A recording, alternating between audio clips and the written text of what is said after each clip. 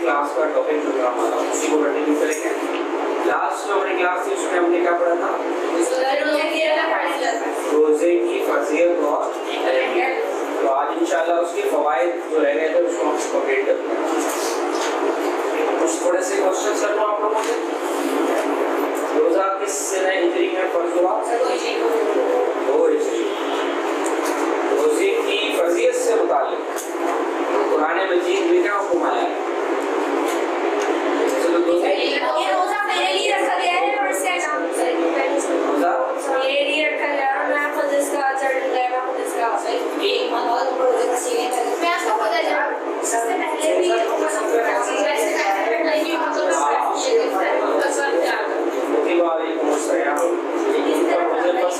जैसे तुमसे पिछले उम्मतों पर फर्ज किए गए ताकि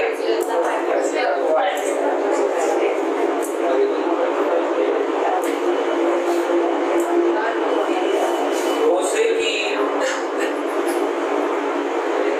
कोई एक फजीलत और कोई एक बड़ी बता दें। रोजा रखने का क्या सवाब होता है या क्या? इसने एक रोजा रमजान का पहला तो छोड़ा तो कुछ नहीं कुछ भी रखे तो उसका सवाब है। ये हो गई उसको तर्क करने का नुकसान है रोजा छोड़ने का। और फजीलत क्या है?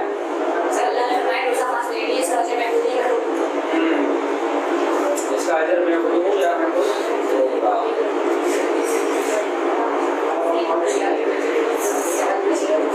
रोजा रखने से क्या फवायद हासिल होते हैं, क्या बेनिफिट्स मिलते हैं? वैसे तो बेशुमार में तमाशा है, लेकिन कुछ जो हमारे तरीके हैं शामिल किए सिलेबस में उसी को हम डिस्कस करेंगे। बेटा प्लीज ज़रा सा खामोशी।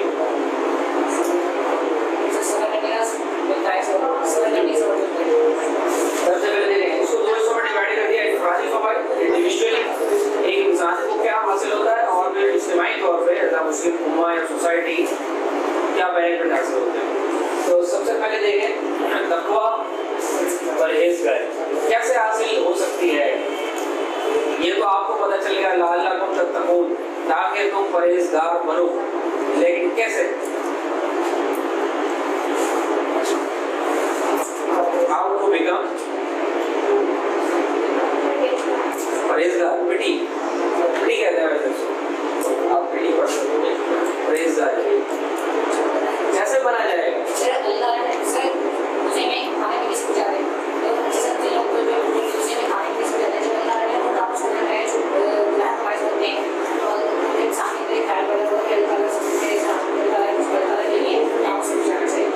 कुछ समझ में आया आप लोगों को? आप अपनी समझ को उनकी बोलने की स्पीड के मुताबिक लेकर आए। ये तो सब समझ में आ गया।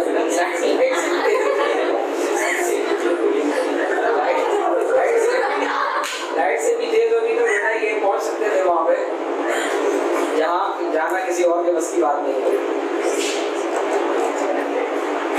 शायद आसमान भी जा सकता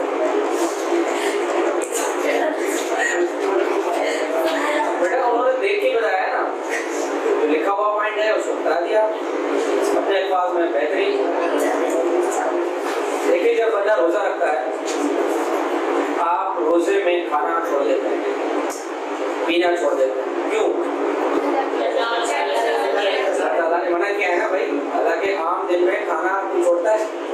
खाने के लिए मरे जा रहे हैं हम लोग, मार रहे हैं एक दूसरे को, पेट नहीं खाते। यही तो हो रहा है और क्या हो रहा है? मतलब मेरा पेट भर जाए, बाकी जहाँ भूखा मरता है भाई। बल्कि खाना जो है वो तो एक इंसानी जिंदगी के लिए जरूरत है, नहीं खाएगा तो मुश्किल में पड़ जाएगा। लेकिन आप देखें रोजे में छोड़ रहे हैं, इसी तरह पानी, खाना पीना। तो आप देखिए जब बंदा रोजे में छोड़ रहा है खाना पीना और दीगर काम, तो उसका ज़हन बनता है ये कि अल्लाह ताला ने जायज़ कामों से मना किया, मैंने छोड़ दिया। जायज़ था ना, आम दिनों में तो जायज़ है पूरा साल, मैंने छोड़ दिया। तो नाजायज़ कामों से तो उसने मना किया हुआ है, हराम कामों की तरफ जाने से उसने वैसे ही मना किया हुआ है। हराम काम तो आम दिनों में भी हराम है, खाना पीना तो फिर भी जायज है। तो जब उसके कहने पे जायज छोड़ा तो नाजायज नहीं छोड़ दो।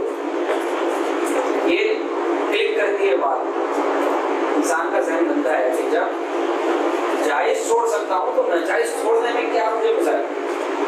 तो इस तरह उसके दिल में फिर वो चीज़ आहिस्ता आहिस्ता असर पैदा करती है। और जब वो मुस्तकिल बचता है तो तकवे का माना क्या होता है? तकवे का माना क्या है?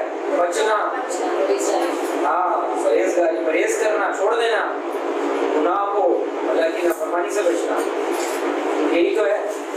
तो फिर वो आम दिनों में भी कोशिश करता है कि मैं अल्लाह की नाफरमानी से बचूं। फिर जब मुस्तकिल प्रैक्टिस होती है तो वो फिर उसकी आदत कैसा बन जाता है, वो मुत्तकी और परहेजगार बंदा बन जाता है। तो इस तरह से तकवा और परहेजगारी जो है उसको नसीब हो जाती है। ज़ब्ते नफ्स, नफ्स पर कंट्रोल कैसे? कि अगर खाना पीना हम छोड़ेंगे, हालांकि दिल तो चाह रहा होता है लेकिन पता होता है कि अल्लाह ताला देख रहा है, तो हम ये काम नहीं करेंगे। तो इस तरीके से इंसान अपने नफ्स पे काबू करते हैं, जो कि बहुत मुश्किल चीज़ है। आम दिनों में अब आपकी स्पीड की लाइट की स्पीड होती है। नहीं, मेरी हमेशा से ऐसी है। अच्छा, ठीक है बेटा।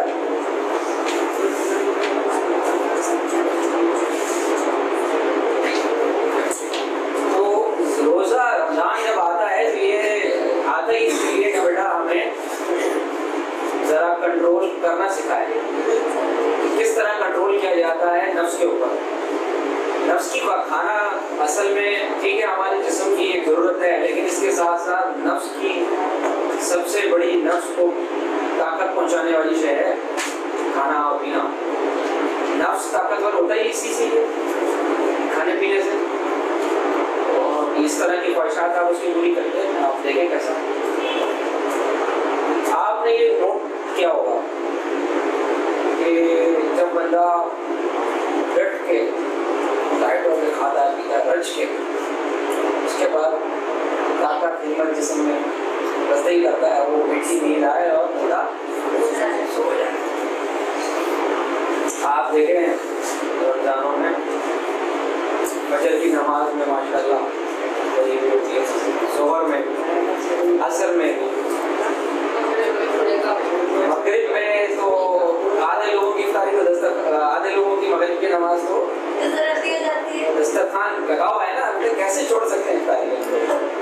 वो समोसे, वो पकोड़े और ना जाने अब तो तरह तरह की डिशेस निकाल दी है चैनल वालों ने। चैनल वाले दिखा रहे होते हैं, हमारी घर की ख़वातीन बना रही होती है। और ऐसी ऐसी जो कभी बचपन में हम लोगों ने देखी भी नहीं, ऐसी ऐसी चीज़ें आ रही हैं। दस्तरखान सजा हुआ होता है तो दिल नहीं करता है कि थोड़ा सा पेट भर जाता है, जाते हैं नमाज पढ़ने, क्या होगा मसला क्या है? पहुँचेंगे आखिरी रकत, चलो कोई मसला नहीं। अगर मैंने नमाज जमात से नहीं पढ़ी तो क्या बाकी तो पढ़ रहे ना, पढ़ लेंगे, घर में पढ़ लेंगे। तो वो टाइट हो गई। उसके बाद ईशा की नमाज में कितने होते हैं बेटा? मस्जिद में कितने होते हैं? बाकी जो 8-10 सफ़े फजर से जोर से असर पे भरी कितनों काम ओके टाइट हो गई, खाया ना, बस अब आएगी नींद और आराम और सुस्ती। ये नफ्स को जैसे आपने उसकी खुराक दी, आप देखें वो सुस्त पड़ गया। जब तक आपने उसको भूखा रखा हुआ था सीधा था ना, सीधा चल रहा था वो। आप देखें आपने अगर खाना वाना कम खाया हुआ या भूख लगी तो नींद नहीं आएगी कभी। रात को कभी आप कम खा के सो, नींद नहीं आएगी, नींद बेचैन हो रहा था इंसान। तो ये नफ्स की जो है ना वो है खुराक खाना। आप सल्लल्लाहु अलैहि वसल्लम ने लोगों से पूछा, मैं तुम्हें एक तुम्हारे रफ़ीक जो है जो दोस्त होता है या साथी जो होता है उसको कहा जाता है, उसके बारे में ना बताऊं कि उसको जितना तुम जलील करोगे, उसको जितना बेतौकीर करोगे, जितनी उसकी इज्जत एहतराम में कमी करोगे, वो आपके साथ सीधा चलेगा।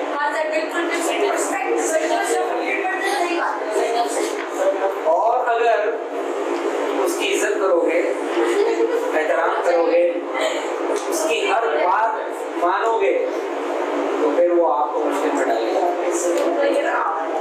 लोगों ने बोला भाई दोस्त तो वो होता है जिसको इज्जत दो तो इज्जत मिलती है, और अगर उसकी इज्जत एहतराम ना करो तो वो थोड़ी भी दोस्ती करेगा भाई आपसे।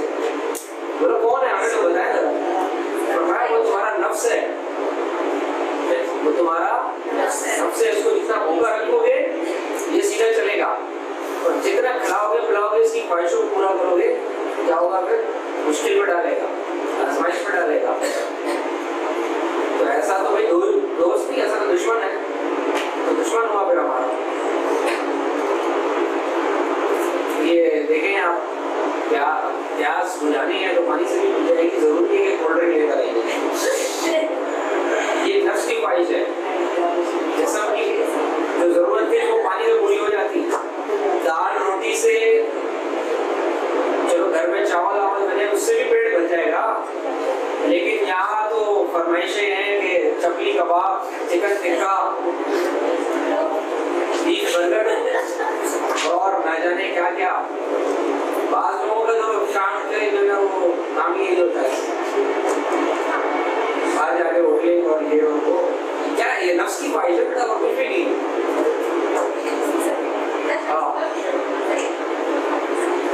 नफ्स और नफ्स जो है ना, ये समझ लें शैतान से भी ज्यादा ताकतवर हो सकता है। बात सुने, अगर इसको कंट्रोल ना किया तो शैतान भी वो काम नहीं कर सकता जो ये नफ्स कर जाएगा। तो हमारा तो बेटा नफ्स भी पीछे हमारे, शैतान भी पीछे हमारे। बेचारा एक ज़मीर है छोटा सा, तो बिल्कुल ही उसकी आवाज़ मर गई, खत्म हो गई। तो वो क्या हमें बचाएगा? दो इतनी बड़ी बड़ी चीज़ें बनाए हमारे पीछे लगी। तो सिर्फ अल्लाह का फजल, उसकी रहमत कोई बचा सकती है बेटा, वरना तो हम तो डूबे सनम सबको लेकर। तो शैतान का तो यही है ना, जब हजरत आदम अलैहिस्सलाम जब सारा मामला हो गया तो उसने कहा मैं तो जहन्नमी हो गया, मैं तो अल्लाह की बारगाह से रद्द कर दिया गया, मरदूद हो गया, काफिर हो गया, मैं तो गया जहन्नम में। लेकिन क्योंकि इंसान की वजह से क्या हूँ, तकब्बुर तो हजरत आदम से था ना, खिलाफत उसको दे दी, इंसान को ये तो समझ रहे थे हमें खिलाफत मिलेगी जमीन में। तो उसको असल तकलीफ थी शैतान को इंसान से, तो उसने फिर वहाँ पर ऐड किया कि हम तो डूबे सनम, सारे इंसानों को लेके डूबूंगा, सबको जहन्नम में लेके जाऊंगा।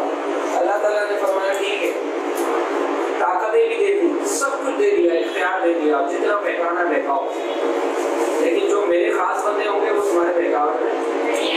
और अगर खुदा ना खास्ता कभी बतकाज़ा बशरियत तुमसे गुनाह हो भी गया तो मैंने उनको आखिरी सांस तक मोहलत दे दी, बस एक मरतबा सच्चे दिल से तौबा कर लो, सारे गुनाह। देखते हैं इस मुकाबले में जीत किसकी होगी, और इंशाअल्लाह अल्लाह ताला को तो कोई नहीं हरा सकता, जीत तो अल्लाह ताला ही की होती है। वो अल्लाह को धोखा देना चाहते हैं, उसके साथ मकर करते हैं, और अल्लाह उनके साथ खुफिया तदबीर करता है, लेकिन खुफिया तदबीर जो है वो अल्लाह ही की हमेशा ऐसे ही होता है। काफिर अपनी चालें चल रहे होते हैं, वहाँ अल्लाह ताला की मंसूबाबंदी कई मकामात पर आया। सूरह अज़ाब में आया, जब वहाँ पर जब उन्होंने अपनी प्लानिंग की, सब कुछ किया, जब हजरत ईसा अलैहिस्सलाम को वो जो लोग थे जो कत्ल करना चाह रहे थे, उन्होंने प्लानिंग बनाई, तब भी इस तरह की आया था कि वो धोखा देते अल्लाह ताला को, लेकिन अल्लाह ताला की तमाम उसूलों के ऊपर पानी करेगा। तो वो हो गया, और कैसे अल्लाह ताला ने हजरत ईसा को बुला दिया। वो समझता रहा आगे, तो सब समझते रहे कि ये ईसा है जो उनको बहकाने के लिए जो आया था, जिसे धोखा दिया था, हजरत ईसा की जगह में उसको कर दिया, उन्होंने उसको सूली पे चढ़ा दिया। वो समझते रहे हमने ईसा को सूली दे दी, ईसाई समझते रहे कि हजरत ईसा का इंतकाल हो गया। तो दोनों बेचारे गम मना रहे, वो खुश हो रहे हैं, वो गम मना रहे हैं। और अल्लाह ताला ने फरमाया कि मैंने आसमान पर बुला लिया, क़यामत से पहले भेजूंगा,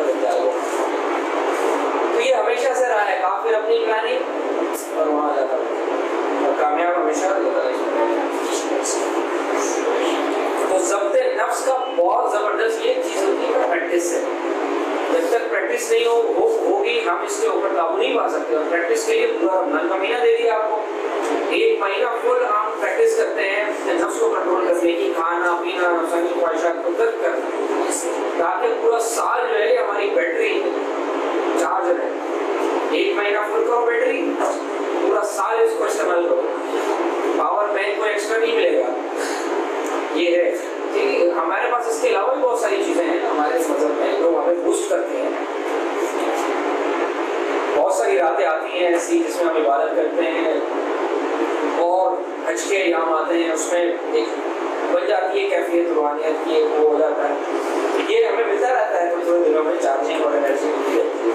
बस हम थोड़ा सा अपने मजहब के करीब आए, अल्लाह की रहमत और उसकी तरफ थोड़ा सा आए तो निकल आता है इंसान नफ्स और शैतान की चुंगल से। मग़फ़िरत का जरिया, इससे बेहतर और क्या अपॉर्चुनिटी होगी।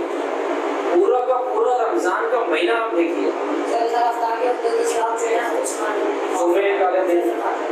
जुम्मे वाले दिन फिर ये तो है कि हर रोज इफ्तार, जुम्मे वाले दिन तो खुसूसियत के साथ ठीक ठाक जो है वो जहन्नम से आज़ाद ये मग़फ़िरत होती है। ये तो पूरा एक जो महीना है अशरा रहमत मग़फ़िरत जहन्नम से आज़ादी, पूरा महीना रमजान का खत्म हो गया, ईद की रात है, ईद का दिन है, उस रात भी मग़फ़िरत हो रही होती है। लैलतुल जायज़ा कहा जाता है ना उस रात को, उस रात को असल मजदूरी मिल रही होती है, जो कमाया है जो मेहनत की है अब असल कमाई उस रात।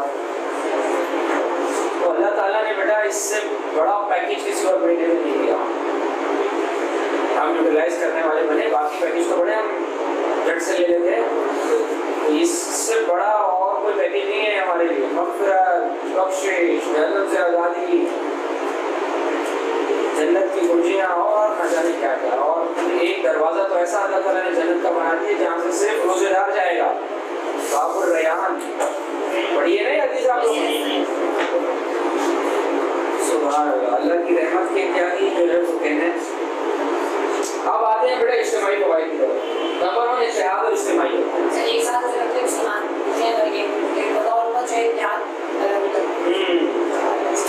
रमजान का चांद सिर्फ एक मुल्क में तो नजर नहीं आता ना, पूरी दुनिया में ठीक है, थोड़ा सा डिफरेंस होता है, एक आध दिन एक फर्क हो सकता है, अदरवाइज पूरी दुनिया में जहाँ ना मुसलमान है जैसे रमजान का चांद नजर आता है सब के सब इस इबादत में शामिल हो जाते हैं। तो ये उनकी यूनिटी को प्रेजेंट कर रहा है ना, तो सब देखेंगे कि इबादत ऐसा कहीं और मंजर नहीं मिलता किसी और मजहब में आपको। इस्लाम पूरा एक महीना एक साथ सहरी, एक साथ इफ्तारी, एक साथ तरावी, एक साथ नमाज, एक साथ एहतिकाफ। तो ये देखें आप कैसी जबरदस्त यूनिटी पैदा करते हो। तो ये हमारे लिए मैसेज है कि भाई जब यहाँ यूनिटी है तो यहाँ जिंदगियों में भी मुसलमान यूनाइट होकर रहेंगे तो दुनिया में भी कामयाब, आखिरत में भी कामयाब। जज्बा ईसा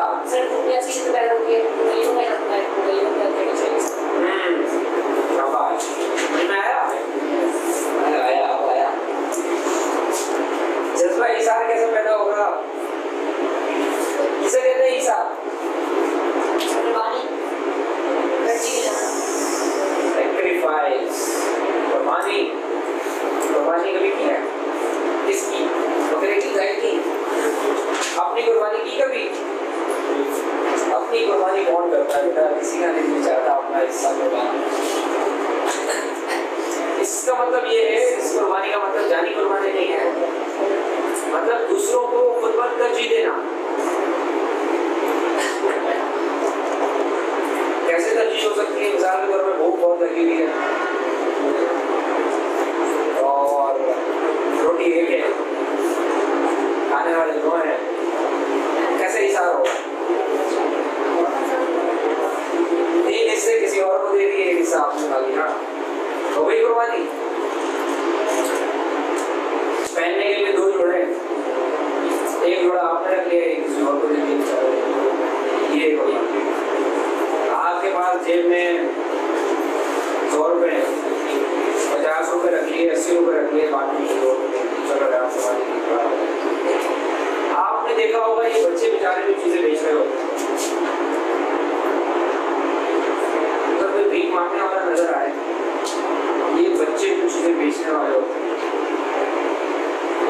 देखा गया है कि अच्छे अच्छे लोग मना कर देते हैं, लेकिन ये छोटे छोटे बच्चे जो बेचारे उनसे बेच के खवा ये सत्ता कर देते हैं खराब।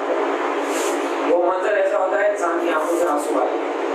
यार हमारे पास इतना कुछ है लेकिन इतना बड़ा दिल नहीं है, इसके पास इतना सा है लेकिन इसका दिल कितना बड़ा है। वो बेचारा सारा दिन मेहनत करके बेच के कितना कमा रहा होगा, 100 रुपए 200 रुपए, उसमें से भी वो 20 रुपए 25 रुपए 30 रुपए देखो किसी गरीब को दे रहा है या उसको कुछ ऐसा नजर आ रहा है। ये दिल की बात है, ये है हिसाब, ये है कुर्बानी। जितना है अब देखें कैसे पैदा हो रहा है भूख प्यास।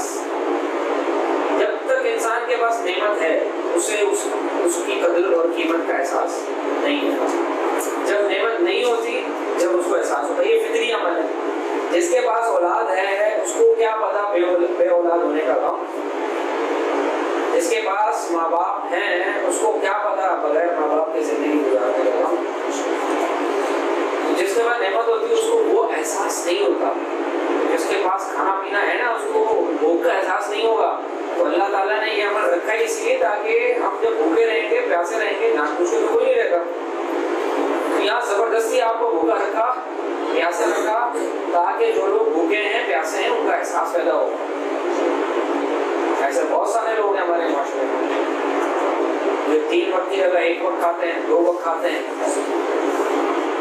दिन में सिर्फ शायद बहुत कम उनको खाना नसीब होता है, तो उनका एहसास कब पैदा होगा? हमारा तो पेट भरा हुआ है, मैं क्या पता भूख क्या होती है भाई।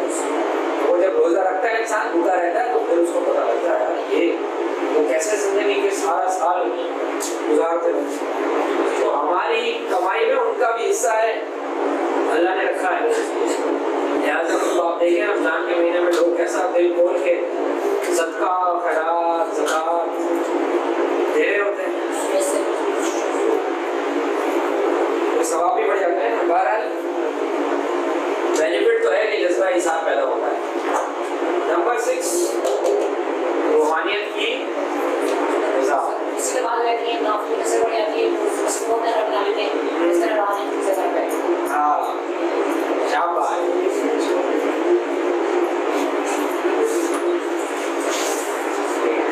क्या बोल रहे हैं?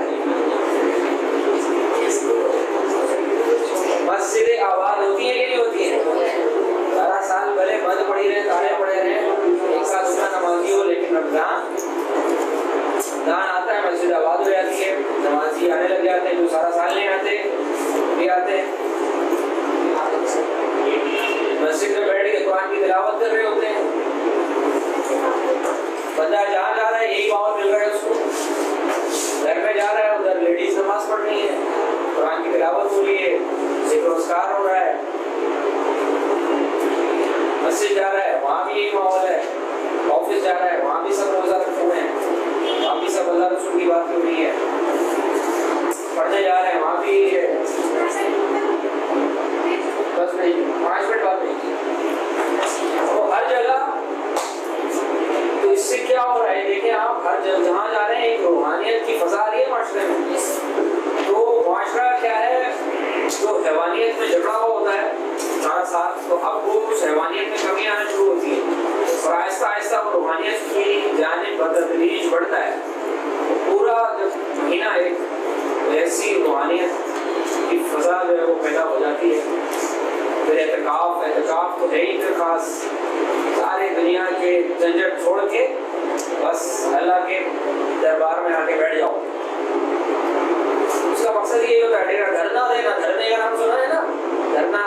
जब तक मेरा मुताबिका पूरा नहीं होता मैं नहीं जाऊंगा इधर से, तो बस हमने धरना दे दिया इधर, जब तक मेरी मकसद नहीं होगी मैं नहीं जाता इधर से। ये कॉन्सेप्ट है ऐसी रूहानियत। कभी आप लोगों में से किसी ने एहतिकाफ की सादत हासिल की हो तो उसमें जो असल इंसान के दिल के अंदर बंदी है ना,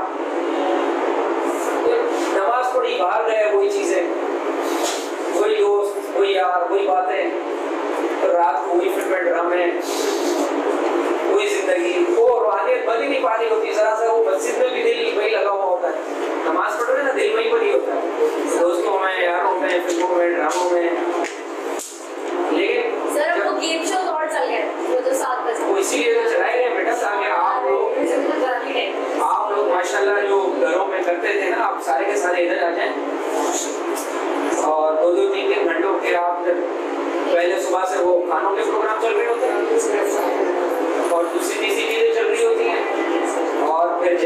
इफ्तारी हुई, उसके बाद एक शो, वो तराबियाँ और वो सारी चीज़ें हम ख़त्म करने की साजिश है। तो इत्तिकाफ में सारी चीज़ें छोड़ छाड़ के जब बंदा बैठता है ना, तो उसका दिल जो है वो तब्दील होता है, उसकी दुनिया